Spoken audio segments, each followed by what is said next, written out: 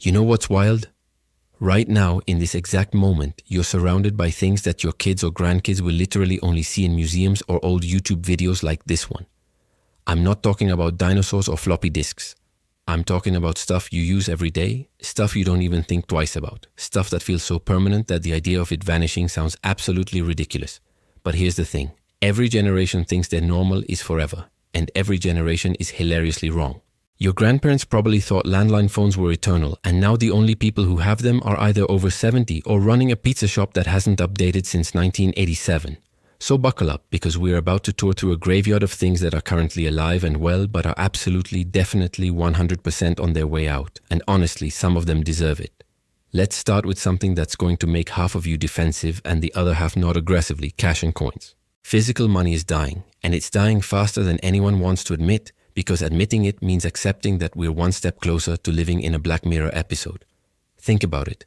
When was the last time you actually needed cash for something that wasn't buying something sketchy, tipping someone, or splitting a bill with that one friend who refuses to get Venmo? Exactly. Everything is tap, swipe, scan, or just stare at your phone, and somehow the payment goes through using facial recognition and what I assume is witchcraft. Countries like Sweden are already almost entirely cashless, and even your local coffee shop that prides itself on being vintage and artisanal probably has a square reader duct taped to the counter. Kids growing up right now are going to think coins are like collectibles, little metal discs that old people hoard in jars for no reason. And honestly, they won't be wrong. The only reason cash is still around is because older generations are clutching it like a security blanket, and because governments haven't fully figured out how to tax everything digital yet. But give it another decade or two and your wallet will just be a thing that holds your ID and maybe a photo of someone you love, but probably just old receipts you forgot about. Next up, we've got keys. Actual physical keys that you stick into a lock and twist like some kind of medieval peasant. Right now, you probably have like 4 keys on your keychain: your house, your car, maybe your parents' house, and one mystery key that you're too scared to throw away in case it's important. But soon, very soon, all of that is going to be replaced by your phone, your fingerprint, your face, or a code that you'll forget and then have to reset 17 times while standing outside in the rain. Smart locks are already everywhere. Cars are moving toward app-based entry and push-button starts. And even hotels barely give you real keys anymore. They give you a plastic card that stops working if you put it near your phone for too long. The whole concept of a locksmith is going to become this weird niche profession like a blacksmith, something people only know about because they saw it in a fantasy movie or a historical drama. And sure, there's something romantic about the idea of keys, the weight of them, the jingle, the symbolic act of handing someone a key to your home like you're in a rom-com, but let's be real, losing your keys sucks. And anyone who's ever locked themselves out of their house or car knows that technology replacing this particular inconvenience is actually a blessing. Now let's talk about something that's somehow still clinging to life despite being objectively terrible: cable television. I know some of you are like, but I have cable. And that's fine, you're allowed to be wrong. Cable TV is like that friend who peaked in high school and just refuses to accept that everyone else moved on. It made sense in the 90s, it was the only way to watch shows, catch the news, or see music videos back when MTV actually played music. But now it's just an overpriced bundle of 900 channels where you only watch like 3 of them, and 2 of those 3 are just playing reruns of The Office or some cop drama that's been on for 47 seasons. Streaming killed cable, and cable knows it.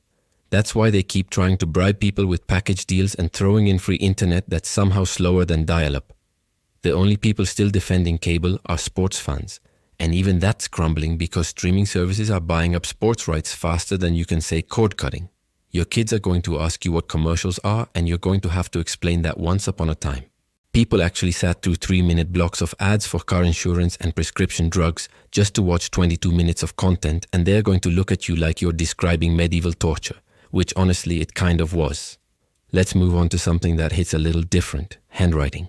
Cursive is already basically extinct in schools. Most kids today write in print if they write at all, and even that's becoming rare because everything is typed, texted, or voice-to-texted.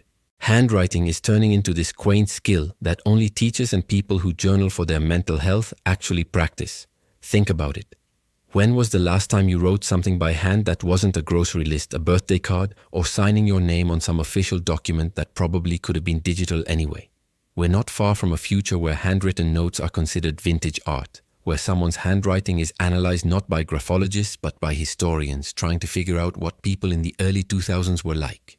And yeah, There's something undeniably personal about a handwritten letter, but let's not pretend most people's handwriting isn't borderline illegible chicken scratch that even they can't read 3 days later.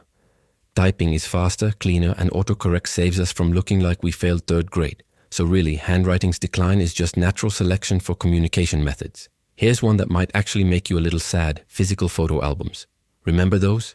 Thick books full of printed photos that your parents or grandparents meticulously organized, labeled, and forced you to look through during family gatherings while they narrated every single image in excruciating detail. Yeah, those are going extinct. Everyone's photos are on their phones now, stored in the cloud, backed up on Google Photos or iCloud, never printed, never touched, never seen again after you post them on Instagram, and they get 47 likes. We take more photos than any generation in history, and yet we look at them less, because scrolling through 10,000 digital images on a screen is way less engaging than flipping through a physical album. Future generations are going to have almost no tangible record of their childhood, no boxes of photos in the attic, no random snapshots falling out of old books, just a digital graveyard of files that might be deleted if someone forgets to pay their cloud subscription. And sure, digital is convenient, but there's something deeply human about holding a physical photo, seeing it age and fade, knowing it's a one-of-a-kind object that survived time, and we're trading all of that for convenience and storage space, which, when you think about it, is kind of tragic. Alright, here's one that people love to debate: public phone numbers. Not your personal cell, I mean the idea of calling a business and actually reaching a human without navigating an automated menu system that sounds like it was programmed in 1996. Calling businesses is becoming borderline pointless. You either book online, order through an app, or send a message via social media. And if you do call, you're met with a robot voice that doesn't understand you and keeps saying, "I didn't catch that, can you repeat?" until you're screaming into the phone like a maniac. Customer service numbers are being phased out in favor of chatbots and help centers. And honestly, companies are thrilled about it because paying a chatbot is way cheaper than paying a human to pretend they care about your problem. The concept of calling someone to make a reservation, ask a question, or complain is going to seem absurdly outdated, like sending a telegram or using a rotary phone. Future generations will just assume everything is solved through apps and AI, and they'll probably be right. But those of us who remember when you could actually talk to a real person on the other end will forever be a little bitter about it. Let's keep the existential dread train rolling with another good one: parking meters and toll booths. If you live in a city, you've probably noticed that more and more parking meters are being replaced by apps where you type in your license plate and pay from your phone, which is great until the app crashes and you get a ticket anyway. Toll booths are also disappearing, replaced by those sensor things that scan your plate as you drive through or charge your little transponder automatically. No stopping, no human interaction, just a mysterious charge on your credit card statement 2 weeks later. The whole idea of pulling up to a toll booth and handing a person a few dollars is going to be a relic, something your kids won't believe actually happened. They'll be like, "Wait, you had to stop your car and give money to a stranger in a little box on the highway?" And you'll be like, "Yeah." And sometimes they gave you the wrong change and you just had to accept it, and they'll look at you with pity. It's efficient, sure, but it's also weirdly impersonal, like we're removing tiny human moments from everyday life, one automated system at a time. And eventually we're going to wake up and realize we haven't interacted with another human in days because everything is self-checkout, automated, or delivered by a drone that judges you for ordering Taco Bell at 2 a.m. Here's a controversial one: signatures. You know that squiggly line you do on receipts, contracts, and official documents that's supposed to prove it's really you, even though it looks different every single time and no one actually checks it. Signatures are becoming obsolete because digital verification is just better. Biometrics, two-factor authentication, facial recognition, all of that is way more secure than a scribble that anyone with halfway decent handwriting could probably forge. Banks are already moving toward digital signatures. Contracts are signed electronically. And half the time when you sign a receipt with one of those terrible stylus pens on a screen, you just draw a line or write an X. Because who cares? It's not like anyone's comparing it to your driver's license. Future generations won't understand the concept of practicing your signature as a kid, trying to make it look cool and official like you're signing autographs, because they'll just unlock things with their face or fingerprint and that'll be that. It's another one of those little rituals that feels permanent until it's just gone one day and no one really notices or cares. Now let's talk about something that already feels halfway dead: landline phones. If you're under 30, you might not even remember a time when every house had one, that chunky phone on the kitchen wall, or the cordless one your parents yelled at you for tying up when you were talking to your friends for 3 hours straight. Landlines are basically extinct now, kept alive only by businesses, grandparents, and people who live in rural areas with terrible cell service. Most people don't even know their own landline number if they have one, and the only calls you get on it are robocalls about your car's extended warranty or someone asking if you've been in an accident that wasn't your fault. Kids today will grow up never knowing the panic of calling someone's house and having their parent answer that awkward, "Hi, is Sarah there?" conversation that was a rite of passage for every millennial. Landlines will be museum pieces displayed next to rotary phones and fax machines, and people will look at them the same way we look at telegraphs, like a cute ancient method of communication that we've thankfully evolved past. Let's get a little spicy. Gasoline cars. Electric vehicles are coming, and they're coming fast, and no amount of gearheads posting videos of loud engines and talking about real driving is going to stop it. Governments are already setting deadlines for phasing out gas-powered vehicles. Most major car companies are shifting their entire production lines to electric, and charging stations are popping up everywhere, even in places that feel aggressively stuck in the past. In 20 or 30 years, driving a gasoline car is going to be like riding a horse. Technically possible, kind of cool in a nostalgic way, but wildly impractical and something only enthusiasts do. Gas stations will become charging stations or just disappear entirely. The smell of gasoline will become a weird memory, and your kids will think it's bizarre that people used to pump flammable liquid into their cars and just drive around with it. It's going to be one of those generational shifts that happens slowly and then all at once, where one day you realize you haven't seen a gas car in months, and you're not even sure when that happened. Alright, this one's going to hurt for some of you. Physical books. Before you start typing an angry comment, hear me out. I'm not saying books are going to disappear completely, but physical books as the default mainstream way people read, yeah, that's on its way out. E-readers, audiobooks, and digital libraries are just too convenient. You can carry thousands of books on one device, adjust the font size, highlight without ruining the pages, and never worry about running out of space on your bookshelf. I know, there's something magical about the smell of a book, the weight of it, the tactile experience of turning pages, and I'm not saying that's not real. But let's be honest, most people who say that haven't actually read a physical book in like 2 years.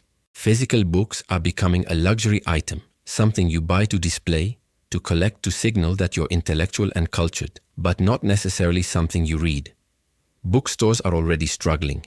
Libraries are shifting toward digital lending, and publishers are focusing more on ebooks and audiobooks because that's where the market is going. Physical books won't disappear entirely.